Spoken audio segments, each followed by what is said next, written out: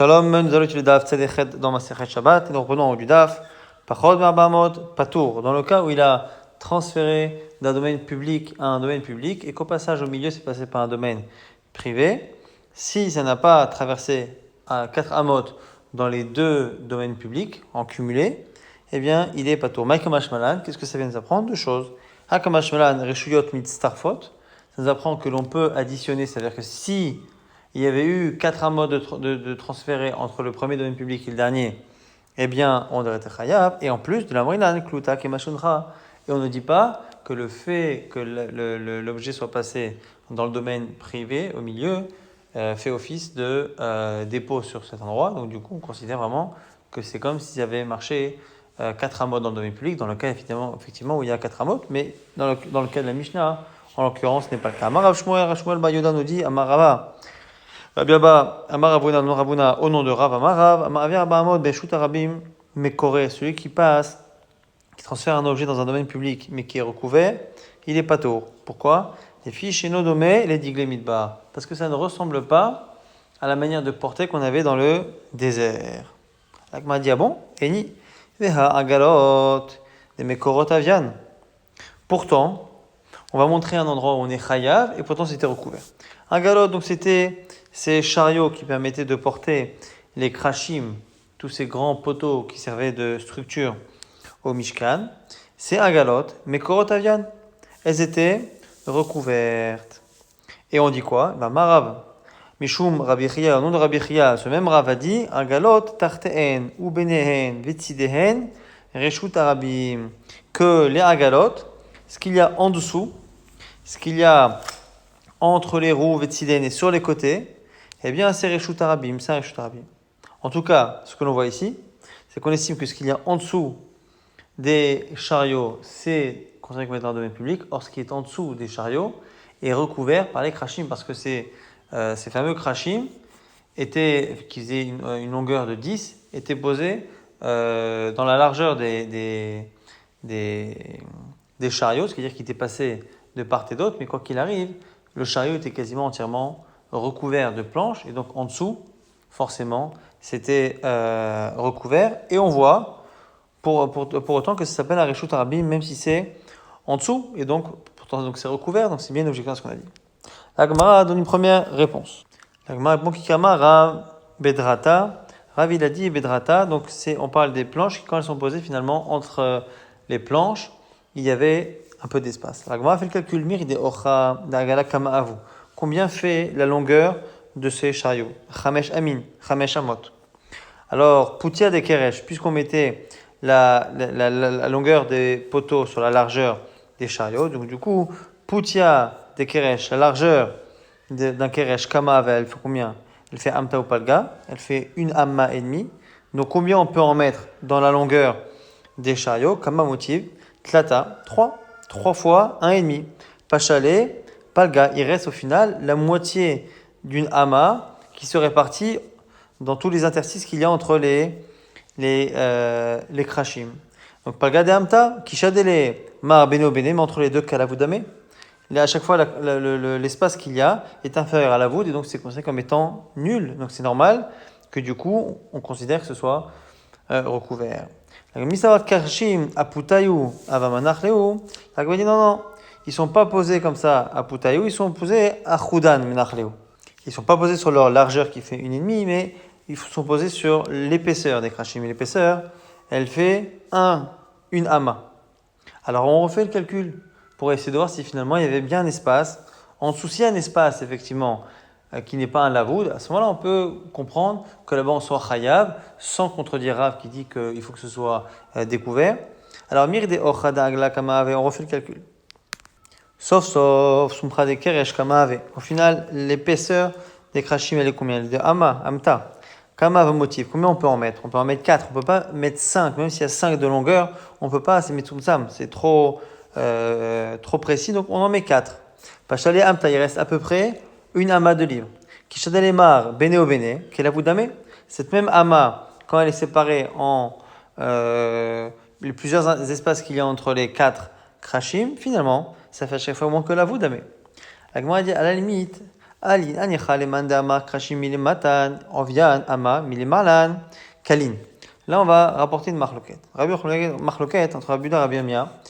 Est-ce que les krashim du Mishkan étaient des vrais prismes? C'est-à-dire que depuis le bas jusqu'en haut, quand ils sont posés dans le Mishkan, ils avaient la même largeur en bas et en haut. Alors que certains pensent que non, ça avait tendance à aller en s'affinant et ça faisait en tout une sorte de triangle rectangle, c'est-à-dire que vous aviez la base qui restait la même d'un côté et de l'autre côté vous aviez la hauteur qui allait jusqu'à vraiment terminer Ketzva, comme un doigt. Donc on a deux avis. Alors l'Agma dit ça va selon celui qui dit à la limite qu'au départ c'est une ama en dessous, les krashim, au niveau de l'épaisseur, mais qu'à la fin ça arrive à l'équivalent d'un doigt. Shapir. Et là, les mains des ama, question shilmatan orvian. Ama, kach milimala orvian, ama, maïkalamema. Si on dit qu'il y a une ama de tous les côtés, on a un problème. Parce qu'effectivement, on arrive à avoir une ama divisée en plusieurs espaces et on arrive à la voûte. Si par contre, on estime que ils ont une épaisseur au départ, mais qui n'est pas la même au bout, là, on peut se retrouver à avoir des endroits où on va avoir du vide qui est supérieur à la voûte, et donc on pourrait dire que c'est là-bas qu'on est chayav si on porte, parce que là-bas c'est vraiment Reshut Arabim. L'Agma donne une réponse à Marav Kana, selon celui qui dit que la largeur est équivalente au début et à la fin de ces krashim, il faut dire qu'on est Be'at Bay. Donc Be'at Bay, ça veut dire qu'en fait, pour que les krashim ne tombent pas, puisque je vous rappelle qu'il y avait 4 agalotes pour en tout 48 krashim, donc il fallait non seulement en déposer sur le bas, mais il fallait aussi les empiler. Donc on faisait finalement 2 piles. 2 piles, et dans ces 2 piles, à chaque fois, on avait sur le bas de la pile, d'abord 2 krashim. Ce qui veut dire que finalement, sur une longueur de 5, les 5 amot du chariot, on mettait les krashim au niveau de leur épaisseur, sur le bas. Donc l'épaisseur sur le bas du chariot, et l'épaisseur elle est de 1. Et donc 1 et 1, on en mettait 2 krashim collés l'un à l'autre, ce qui prenait une épaisseur de 2. Après, on laissait une ama de vide. Et après, de l'autre côté du chariot, on mettait aussi 2 krashim à chaque fois sur leur épaisseur de 1, ce qui fait que finalement on arrive à 2 plus 2 aux extrémités et au milieu, 1 de vide. Cet amas de vide, c'est l'endroit effectivement sur lequel on pourrait trouver du vide, un endroit qui serait Reshut Arabim parce que justement il est découvert. La Gemara dit, mais attends, même au final, même si on les pose de cette manière, c'est posé sur quoi? C'est posé sur le chariot, et le chariot a priori il a un fond. Agala Goufa, mais Koraï. Et donc, du coup, comme il y a un fond dans le chariot, ce fond du chariot qui sert de support fait en sorte que, quoi qu'il arrive, le dessous des chariots sera toujours un endroit qui est recouvert. Or, on a dit que c'est Reshut Arabim. Donc, tu vois bien qu'on peut avoir un Reshut Arabim, alors que c'est Mekoré. Agmadiama, Shmuel précise Veitedot. Non. Le chariot, la partie du chariot entre les roues qui permettait de supporter le poids des krashim n'était pas fait avec un fond rempli, c'était simplement des barres qui étaient posées de telle sorte à ce que l'on puisse poser dessus les krashim, mais ce n'était pas rempli. Donc effectivement, il y avait des trous, et ces trous-là, surtout à l'endroit qui se trouve entre les 2 grandes piles de krashim, on retrouve un trou de 4 amot, ce qui fait finalement qu'on a bien un endroit qui est mégoulé, qui est découvert, ce qui peut justifier que ce soit Reshut Arabim. Maintenant, la Gemara revient sur cette marloquette Rabbanan, la Braïta, Krashim ilmatan, Ovian ama, umilmalan, Kalin volchin a Ketzva. On a un premier avis qui nous dit que le bas de la largeur était de une ama, et à la fin, cette largeur arrivait à l'équivalent d'un doigt. Comment on sait? Shema iyu tamim al rosho. Les krashim, ils doivent se terminer en haut, tamim, et tamim, d'où on sait que ça peut être le fait de se finir en étant effusé. Pourquoi? Donc là, c'est marqué par ailleurs, tamu nichetu. Et là-bas, effectivement, c'est terminé, c'est le fait de s'amoindrir. On parle là-bas d'un nombre de personnes qui s'est amoindri. Donc on a l'impression ici que tamu, ça veut dire s'amoindrir. Comme si l'épaisseur des krashim devait partir d'une ama et finalement s'amoindrir vers le haut. Du vrai Rabbi Yehuda, c'est l'avis de Rabbi Omer. Rabbi Nechemia Omer, que Shem Shilmatan Orvian, Ama Kach Milemalan Orvian Ama. Lui dit non, la même manière qu'en bas, c'est une ama, au-dessus également c'est une ama. Chez les marques, comme c'est marqué, Yahdav, ensemble. Et le fait que le bas et le haut doivent être ensemble, ça montre que finalement ça doit être équivalent. Alors la Gemara essaye de répondre pour chacun au verset de l'autre. Active tamim. Ah, comment il peut dire c'est marqué tamim? Tamim, ça doit donc, a priori, s'amoindrir. La Gemara répond, Haou, delitu shlemin. C'est pour velolitu denisra. Tamim, c'est pour dire que les krashim doivent être des morceaux de bois entiers et non pas des tasseaux ou des petites planches que l'on associe ensemble pour faire cette dimension-là. Il faut que ce soit un seul grand morceau de bois, tamim, entier, complet. Veidar, et l'autre qui pense qu'effectivement ça avait tendance à s'affiner vers le haut. Ah, qu'est-ce qu'il fait de yardav? Active yardav. Ah, ou delo, jlichefunu. Mehadade, c'est pour dire que on doit les laisser les uns à côté des autres, ensemble yardav. Bish le madame, maintenant c'est d'objecter. Bish le madame marqué chez matan ovian, ama kamil malan ovian, ama ça va selon celui qui dit que l'épaisseur était équivalente tout le long. Pourquoi? Il nous dit tiv ou l'arketa mishkan yama ta'ase shisha kerashim. Ou shne kerashim ta'ase des mitzvot à mishkan bayachataim yama. On comprend la structure du Mishkan. Pourquoi? Parce que on nous parle ici du côté. Donc on a la longueur du Mishkan et on a la largeur. Au niveau de la largeur, on nous dit de mettre 6 krashim. Or cette largeur, elle fait 10. Donc, et on met 6 krashim. Et les krashim ont chacun une largeur de 1,5. Donc on met 6 krashim de 1,5, ça fait 9. Ce qui fait que finalement, pour arriver à la longueur de 10, eh bien, il nous manque une amas. Et cette amas se partage à gauche et à droite de ces 10 krashim, de ces 6 krashim. On a 6 krashim qui remplissent 9 amot, et donc il manque une demi-ama à gauche, une demi-ama à droite. Et donc, qu'est-ce qu'on fait à ce moment-là? On rajoute un keresh de part et d'autre, donc un septième et un huitième. Et donc, par exemple, sur le côté gauche de ces 6 krashim, donc il manque normalement une demi-ama à compléter. On met un keresh qui fait lui 1,5. Il y a une demi qui va permettre de terminer cette partie manquante, et il y a la hama qui reste, qui va servir, elle, à combler l'épaisseur de l'autre rangée qui va venir de manière perpendiculaire pour commencer à faire la longueur. C'est pareil donc à gauche, c'est pareil à droite. Donc là, la limite, le calcul est correct. La tiputia des années, mais là, les sumcha. On a donc la largeur qui reste, qui va remplir l'épaisseur de l'autre rangée qui est perpendiculaire des années.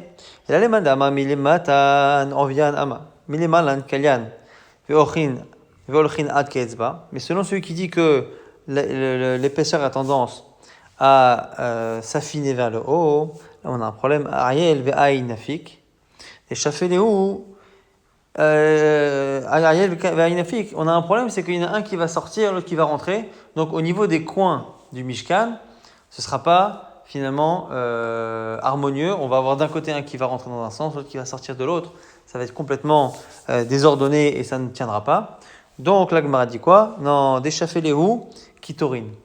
Le keresh qui va faire office de coin, parce que justement on va avoir un déséquilibre de part et d'autre. Et bien celui-ci, au lieu d'être sous la forme qu'on a dit au début d'un triangle rectangle, c'est-à-dire que c'est la base elle est d'une ama et c'est seulement d'un côté que ça part en diagonale vers le haut, on va finalement sur tous les angles faire un keresh qui lui sera finalement taillé comme une montagne, c'est-à-dire qu'il sera taillé à gauche et à droite. Ce sera un vrai triangle, on va dire un triangle isocèle, c'est-à-dire que vraiment on a un sommet qui est au milieu et ça part à gauche vers la droite, ça descend, et de telle sorte à ce que ça complète ce côté asymétrique qu'il y a à cause de cette chita qui dit encore une fois que les krashim n'étaient pas équivalents en haut et en bas. La Gemara, toujours par rapport au Mishkan, rapporte un verset, on parle là-bas d'une barre du milieu, Betoch HaKerashim, qui passait entre les planches. Rachid nous explique que cette planche-là, elle permettait de soutenir et de tenir les planches, et elle passait comme ça sur les 3 côtés du Mishkan, puisque les Krashim étaient sur 3 côtés de longueur et une largeur, et donc c'était une planche qui finalement s'incurvait de manière miraculeuse. Benes Ayar Omer, Rachid nous explique que parce qu'aucun Ouman n'est capable de faire cela. Dans la Gemara explique les nafkamina, conséquences qu'il y a entre cette marloquette. Rabbi Nechemia, Rabbi Yehuda, Beta Mishkan Taseh Sa Yireot. Dans le Mishkan, on va faire 10 tentures. Ore Chayira Achat Shemone Ve'esrim Ba'ama. Chaque tenture aura une longueur de 28 amat. Shade Orkaiu les Poutia. et on met la longueur dans la largeur du Mishkan, les poutia des Mishkan. Combien ça fait? Esrin vetamne. Donc, ça fait 28. Donc, ces tentures font 28 de longueur, on les met dans la largeur du Mishkan. Dal, Aïssa et Igra, on enlève 10 pour le toit, parce que le toit avait donc une largeur de 10 tfachim. Dal, Aïssa et Igra, Pachale ou Teshale Haïgisa ou Teshale Haïgisa. Du coup, il nous reste 18 amot de longueur de cette tenture. Et ces 18 ans, on les partage en deux, 9 et 9. Donc ça descend sur les côtés du Mishkan, 9 amot d'un côté et 9 de l'autre, la Haïgisa. Donc les Rabbi Yehuda, Megalia Amad et Adanim, puisque la hauteur du Mishkan était de 10, ça veut dire que puisque ça descendait de 9 et de 9, ça veut dire qu'il y avait une Ama, la Ama des supports en bas qui étaient dévoilés, et Rabbi Nechemia, Megalia Ama des Krashim. Selon lui, il y a même une Ama en plus des Krashim, donc des poteaux qui étaient elles-mêmes visibles, parce que selon lui, finalement, les tentures avaient tendance à ne pas descendre aussi bas. Pourquoi? Parce que selon lui, quand on faisait passer donc la tenture au-dessus, il y avait l'épaisseur du toit en elle-même, mais après l'épaisseur du toit, il y avait aussi l'épaisseur des krashim. L'épaisseur des krashim. Or, selon l'autre avis, les krashim n'avaient une épaisseur qu'en bas, n'en avaient pas en haut. Donc, selon Rabbi Nechemia, il y a dans les 28 de la longueur des Yeriot, on a 10 qui sont pris par la largeur du toit. Après, on a une et une de part et d'autre qui sont la largeur, l'épaisseur des krashim. Et donc, du coup, finalement, on a enlevé 10 plus 2, ça fait donc 12. Et donc, finalement, il nous reste que 16 amot. Ces amot qu'on partage de 8 et 8, ce qui fait que finalement, ça dépasse du bas du sol de 2 amot, une ama où on voit les krashim, donc les supports, et une ama des poteaux que l'on voit. Maintenant, au niveau de la longueur du Mishkan, on va regarder combien les tentures dépassent donc vers la partie qui est recouverte. Donc il y a une partie où sur le quatrième côté où la tenture va redescendre. Donc on fait le calcul. Shadei Putayou, les orka, quand donc on prend la largeur, les largeurs cumulées des tentures et qu'on les regarde, les orka des Mishkan, par rapport à la longueur du Mishkan, Kama bien combien ça fait? Arba'in. Donc on a ici Arba'in, on a 40. Si on enlève la longueur du toit, Dal, Taltin, les Igra, on enlève les 30 du toit, et on part du principe qu'il n'y a pas en plus une épaisseur des krashim, Pachaleu, SR, il reste 10. Et donc du coup, ça descend. Donc les Rabbi Yehuda, du coup, Mechasia, Ama, Adanim, là-bas, dans cette partie-là, donc le quatrième côté, le côté duquel on rentre, eh bien, même les Adanim, même les socles qui sont par terre, sont recouverts, puisqu'il nous reste 10. Par contre, la Rabbi Nechemia, Megalia Ama d'Adanim, il y a une Ama d'Adanim qui est finalement dévoilée. Pourquoi? Parce qu'encore une fois, selon lui, après les 30 amot de toit, il y a aussi une épaisseur des krashim de une ama qu'il faut recouvrir avec ce tissu, ce qui va faire que finalement, on n'aura pas 10 vers le quatrième côté. La Gemara va parler des tentures extérieures qu'on rajoute. C'est-à-dire, riot izim les ohel al mishkan, tu rajouteras des riot izim pour mettre sur le mishkan, orech hayachat shloshim ba'ama, une qui fera la longueur de 30 ama. Alors, shade orkaïou, les poutia des mishkan, on met la longueur au niveau de la largeur du Mishkan. Donc elles font 30 de longueur et le Mishkan, il a un toit qui fait 10 de largeur et qui a 10 de hauteur de part et d'autre. Donc du coup, comment ça fait? Tlatine, 30. Dal et Salégra, il y a 10 qui sont pris par le toit. Et selon Rabbi Yehuda, il n'y a pas d'épaisseur de krashim. Donc, Pachaleu, Aïsalea, Gisa, Vesela, Gisa. Et donc du coup, ça tombe vers le bas de 10 amot de chaque côté. Donc ça recouvre tout. Mechassia Amad Adanim, même le socle. Rabbi Nechemia par contre, Megalia Amad Adanim, pourquoi? Parce que finalement, de part et d'autre, on a l'épaisseur des krashim qui doit être prise en compte, et donc du coup, ça enlève de part et d'autre une ama, ce qui fait que finalement, le socle d'une ama était visible. On confirme ça avec une braïta, Tanyanemeachi, Ve'ama misé barodef, et la ama d'un côté, et la ama de l'autre côté, les chassot, ama shel Adanim. Ça permet de recouvrir la ama des Adanim selon Rabbi Yehuda, Rabbi Yehuda. Et Rabbi Nechemia, Omer, les chassot amma shel krashim. Ça vient recouvrir la dernière amma des poteaux. Okay. Donc, shada putayou les orke. Donc là aussi, on fait le calcul. On met la largeur face à la longueur des mishkan, comme avo arba'im Arba, ça fait 44. Dal, tlatin, l'igra. Donc cette fois, c'est au niveau de la longueur du Mishkan. On enlève sur ce 44, là on enlève 30 pour la longueur du toit. L'igra, pachaléou, arbasri, il reste 14. Dal, tarte, les khafla. Il faut 2 pour à la fin faire une sorte de roulé parce qu'il faut à la fin qu'il y ait une partie qui soit doublée. Dirtiv et chavata, c'est-à-dire un chichit que la 6e tenture doit être à la fin doublée. El moul pena oel face à l'entrée du oel. Pachaléou, tartesre, il reste 12. Et donc du coup, biche, la manière abiouda, à nous dirtiv chaseira au défaite. Tizrach, ça nous fait finalement un surplus puisqu'on arrive à 12. Selon lui, effectivement, ça descend de 10 vers l'entrée principale et il reste 2 qui dépassent. Et là, le Rabbi Nechemia, Maït Israch. Alors que Rabbi Yemei, il y a un problème, parce que comme il y a l'épaisseur des krashim qui est prise en compte, ça va dépasser que d'une ama. Donc on n'aura pas ce Israch, ça ne va pas traîner au sol d'une certaine manière. Alors, Maït Israch, Mechavotea, l'essentiel c'est que ça dépasse, pas au sol forcément de beaucoup, mais que ça dépasse les tentures qu'il y avait avant. Et là, effectivement, ça dépasse de 2 amot. Dernier enseignement. Tana de Rabbi Ishmael, les ma Mishkan domé, à quoi ressemble le Mishkan? Les chats chez Malechet Beshuk, Veshuflea Malechin Haga, à une femme qui marche dans la rue et qui a sa robe qui traîne derrière elle.